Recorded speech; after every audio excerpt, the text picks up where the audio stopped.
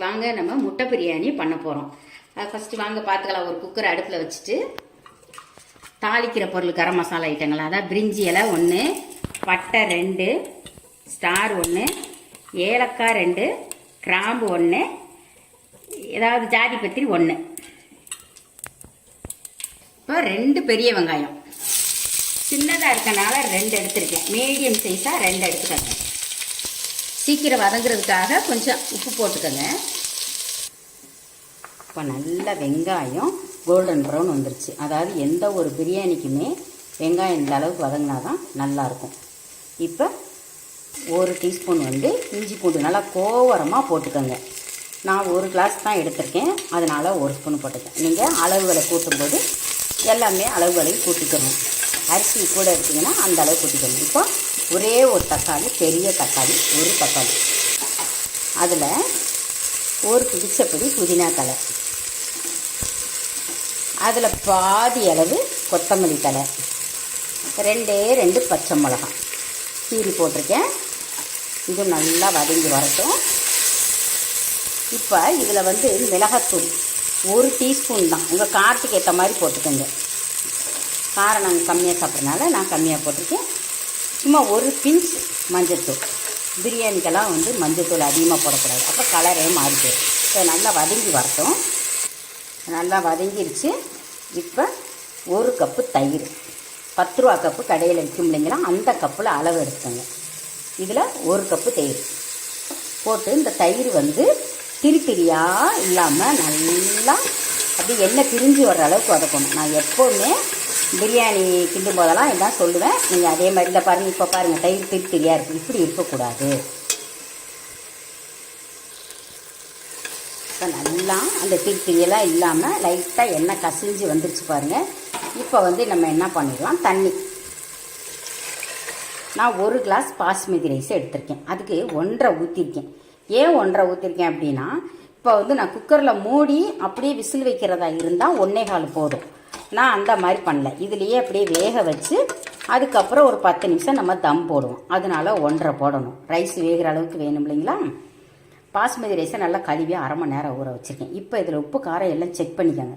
Check பண்ணிவிட்டு தண்ணி கொதி வரட்டும். அதுக்கப்புறம் நம்ம ஊற வச்ச அரிசியை போடலாம். இப்போ தண்ணி கொதி வந்துருச்சு. இப்போ நம்ம என்ன பண்ணலாம், ஊற வச்ச அரிசியை தண்ணியை வடிச்சிட்டு போட்டுக்கலாம். வடிச்சிட்டு இப்போ நான் பெரிய பர்னரில் வச்சுருக்கேன்.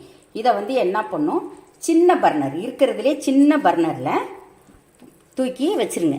ஏன்னா தண்ணி டக்குன்னு வத்திரும் பெரிய பர்னரில் வச்சிங்கன்னா. சின்ன பர்னரில் வச்சிங்கன்னா ரைஸ் நல்லா வேகும். இப்போ நம்ம சின்ன பர்னரில் தூக்கி வச்சுட்டு பார்க்கலாம். இப்போ சின்ன பர்னரில் தூக்கி வச்சாச்சு. இதை ஒரு தட்டை போட்டு மூடிடலாம். வேகட்டும். அடிக்கடி கிண்டக்கூடாது, சாதம் குழஞ்சி போயிடும். அதில் ஒரே 1 டேபிள் ஸ்பூன் அளவுக்கு நெய் விட்டுக்கலாம். இப்போ இதில் மிளகாத்தூள் சும்மா ஒரு 1/4 டீஸ்பூன், மல்லித்தூள் ஒரு 1/2 டீஸ்பூன், உப்பு இந்த முட்டைக்கு தேவையான அளவு. இதை என்ன பண்ணால் தீயை நல்லா சிம்மில் வச்சுக்கிட்டு இந்த 5 முட்டை எடுத்து வச்சுருக்கேன். அதை ஒரு 5 முந்திரி பருப்பு தீயை சிம்மில் வச்சு இதை நல்லா அப்படி இந்த எண்ணெயிலே ஃப்ரை பண்ணி எடுங்க. கொத்தமல்லி தழை இதையும் போட்டு ஸ்டவ்வை ஆஃப் பண்ணிடுங்க. இதை அப்பப்போ சாதத்தை அப்படியே விட்டுறக்கூடாது, அப்பப்போ கிண்டி விடணும். ஆனால் அரிசி உடஞ்சிரும், பார்த்து மெதுவாக கிண்டணும். இப்போ இதை என்ன பண்ணலாம், சாதத்தில் எடுத்து கொட்டிடலாம். பாருங்கள், தண்ணியெல்லாம் வத்திருச்சு.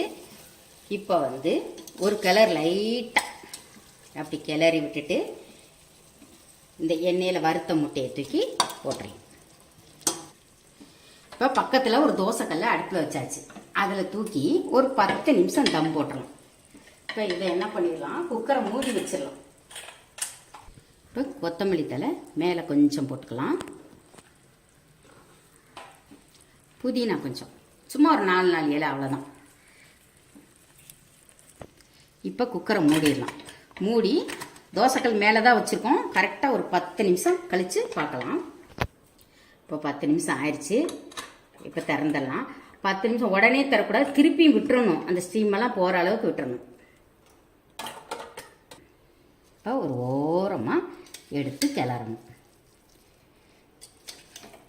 பாருங்கள் எப்படி அடியெல்லாம் பிடிக்கல, நல்லா இருக்குது. ஒவ்வொரு ஓரமாக கிளறி விட்டுருங்க.